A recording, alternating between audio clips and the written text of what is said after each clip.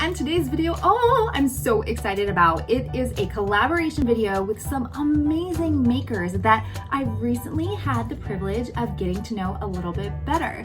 So this video came about because I have a passion, which you may know if you follow me at all on social media, for rescuing fabric scraps. As a maker and sewist myself, I find myself swimming in fabric scraps all the time.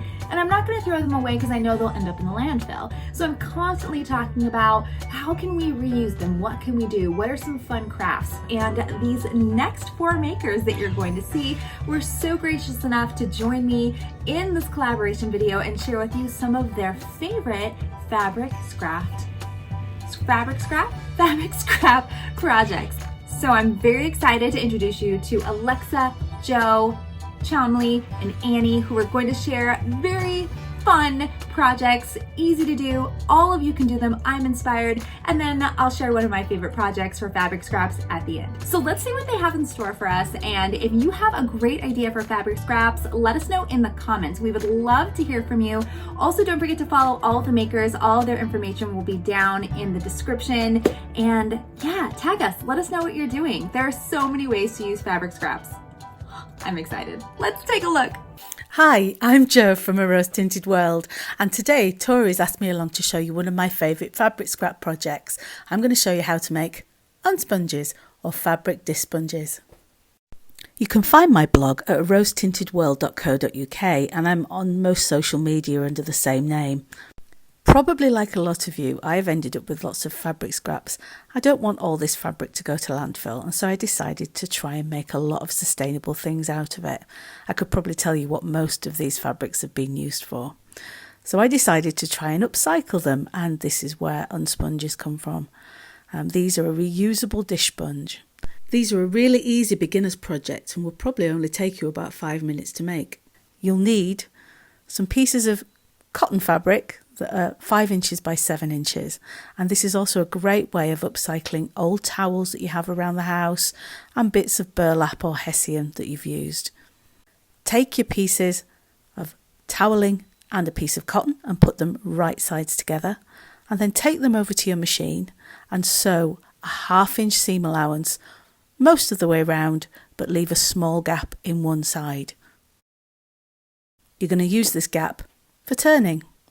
So turn the whole thing inside out through this gap, push it all the right way around, push out the corners and give it a good press.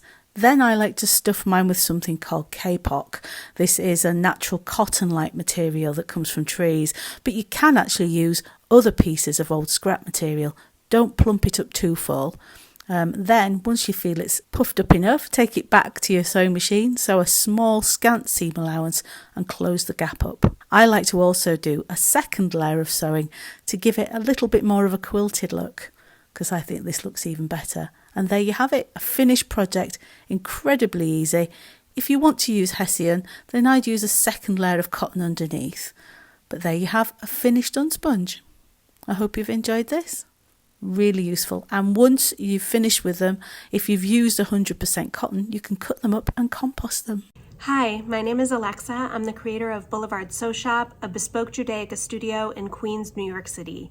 I sew unique judaica items like tallit, challah covers, matzo covers for families to have new heirlooms for generations to come, and I end up with tons of scraps. This is just one of my scrap bins that I keep around my sewing space, and I save every little bit. I think using every single inch of the fabric that you buy is one way of respecting the many hands that go into the production and the many resources that go into the production of this fabric. So with these techniques that I'll show you today, you don't have to throw anything away. Please find me on social media. I am BLVDSEW on TikTok and on Instagram. My website is blvdsew.com. To get started, you don't need any extra materials or supplies. You really just need your scraps, your sewing machine, an iron, a rotary cutter, and a cutting mat, basically. So let me just show you what to do. First things first, I sort through all my scraps and pull out ones that are around the same size. Sometimes I stay within a color family, but sometimes I like to keep it totally random. Then I bring all of it to my sewing machine and chain piece pairs of fabric together. Since these are mostly solids, there's no right sides, but if they were patterned, you would put right sides together. Then I bring the whole stack over to my ironing board, snip them apart, set the seam, and press them open. I like to trim them to remove any weird angles and to make the next step a little easier, which is going through and putting them into groupings by size. Then I bring it back to my sewing machine and sew these pairs together, again chain piecing right sides together. Then I snip them apart, trim them up. Sometimes I trim before I press, then I set the seam and press again, and I think you're starting to notice the pattern here. I go back to the sewing machine, sew again, right sides together, they're getting bigger and bigger, snip them apart, trim them up, and so on. I like to then put it all out and play around with the composition at this point. I like to see it all together and try to decide what I want it to look like. And this is how it looks. I love all the colors next to each other. I love the vibrance of the pattern that's created, and I just love it. Here's an example of a challah cover that I made using the same technique. This one has been completed with a backing, batting, and it's been quilted with free motion design. It also says challah on it. But what will you make with this technique? Will you please tag me? I am on Instagram and TikTok at BLVDSEW. You can also check out my website to see all the other projects that I make at blvdsew.com. And thank you so much to Tori from Grrl Style. I love Tori's content. I learned so much. So I know that the other creators in this video are going to bring so much to the table to help me up my scrap game. I'm going to learn so much. Thank you so much for watching, and happy sewing, everyone. Hi, it's Chamali, aka the Reluctant Destasher. So my account's quite new, but I really love crafting, and I thought it was a good time to show that on TikTok. All the things I love doing, like paper craft, patchwork, thrifting, making clothes out of other clothes, and just really enjoying that process of upcycling and that whole ethos of making sure that things are used to their full potential, which is why I was so excited about Tori's challenge.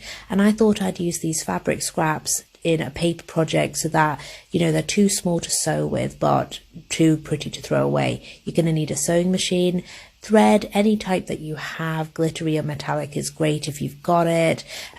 Glue is optional but helpful. And then we've got here different types of paper. So I've got like cardstock, I've got watercolor scraps, I've got the cardboard wrapper of my chocolate bar, just taking the section I need. And then all you've got to do is line the scraps up, you know, coordinate your colors and get sewing, and it is as simple as that. Basically, I leave my tails long on the sides because I think that looks nice, but it's just whatever you prefer. I experimented there with putting in another strip, but I decided against it in the end, and that's what's so nice about the process. To help things from shaking about too much, you can use some glue to line them up. I think that always really helps. And then just get sewing. So I had to style out on this next section. I used the blue, but I'd meant to sew it straight, but I sort of styled out putting that extra zigzag in there. As you can see, I got the chance to use a new stitch, which I've done on this section, and again I just adjusted the stitch length halfway through. And that's also quite nice to use these projects as almost like samplers for sewing techniques, you know, before you commit to fabric. Here's one last one. I think that's my favorite out of this section. I love those. And then I also came across some I did a few days ago where I've layered two fabrics there over a chocolate wrapper. That was from the calling card for a mobile phone glass case, and then that's just the side of a herbal tea packet. And as you can see, they're so versatile, you know, they're just beautiful, and they just add texture and colour to anything that you could do with them, like scrapbooking layouts, paper, anything. Thanks for watching this video, and thank you so much to Tori from Grrl Style for the opportunity to show what I do. Feel free to follow me on TikTok at the Reluctant Destasher for more all sorts of crafty content. All the best.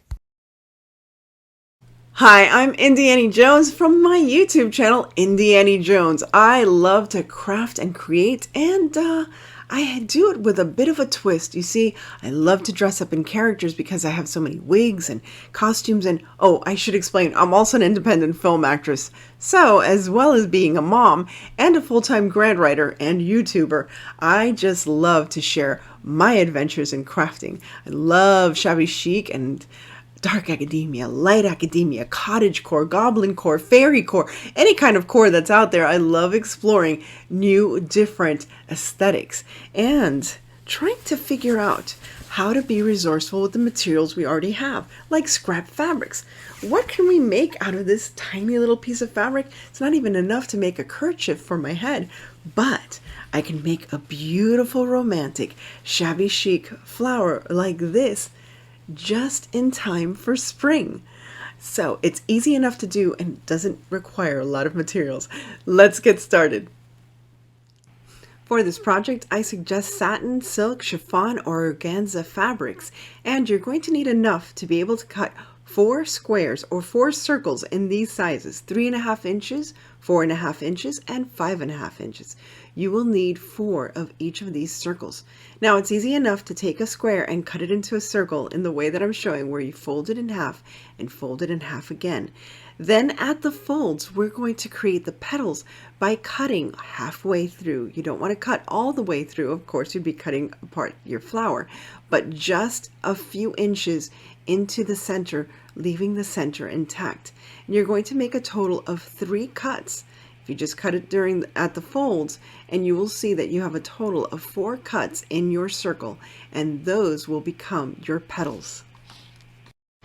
Now that you have all your circles cut, very carefully and very slowly, heat your flower and heat your petals or heat your fabric. I'm not asking you to put the fabric straight into the fire or over the flame. You're just going to put it lightly over the flame, a few inches over the flame, just to melt the edges so that you won't have any fraying of the fabric. If you haven't done this before, just make sure to keep the fabric warm, not into the actual flame, and you'll see how the edges curl up just like flower petals.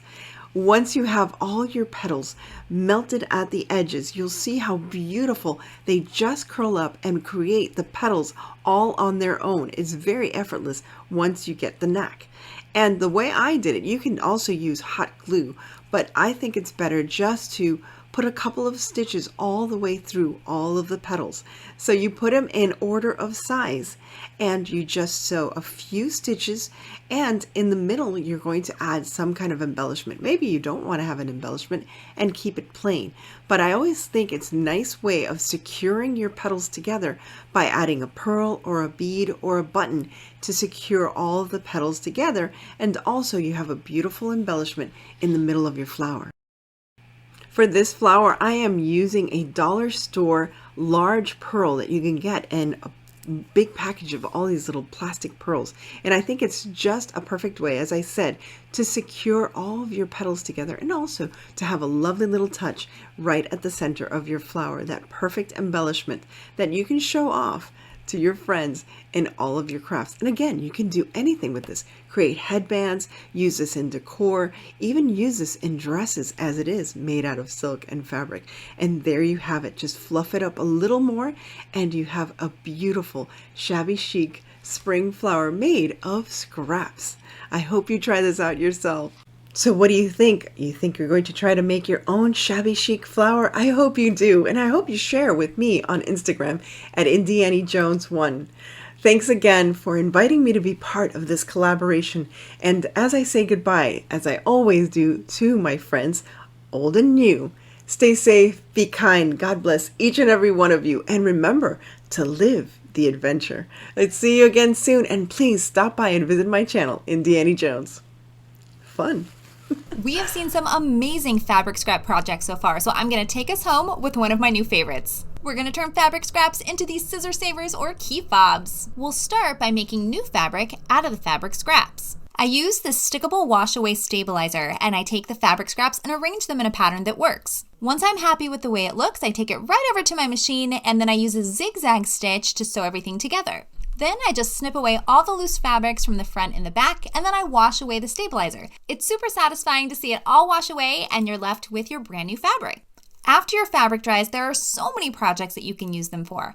I'm really excited to make these key fobs because they're super simple and they make great gifts. So I'm using 1-inch key fobs, which means I'm going to cut the fabric into 3-inch strips. Then I'm going to press both ends under so we have some finished edges. Then fold in half one more time and give it a good press. It should measure about 1 inch so that it fits within the fob. Then you'll want to sew about 1/8 of an inch all the way around, closing the seam and then doing a decorative top stitch on the other side. Then you'll trim the extra fabric on the ends to reduce bulk when you put it inside the key fobs.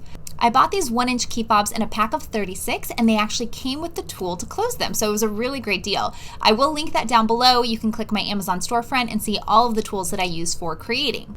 And that's all there is to it. So you get to give fabric scraps a whole new life with this super unique item, and it's not too hard to do. So give it a try, let me know, tag me if you make this, and I'd love to see what you create. And a giant thank you so much to Joe, Chamali, Alexa, and Annie for joining me on this scrap busting journey. So exciting to try, or I'm so excited to try each of these projects. If you do try them, again, let us know, tag us below, let us know what your favorite is, if you've tried them before, if you have projects of your own. There are just so many possibilities with what you can do with fabric scraps. One last thing I will leave you with, don't forget to subscribe and like the video. Always would love for your support with that. But also, if you liked the key fob, I am going to be doing a just little giveaway for my viewers with a key fob and some other fabric scrap items. So stay tuned for that over on Instagram. So that's it, everybody. Until next time, see ya!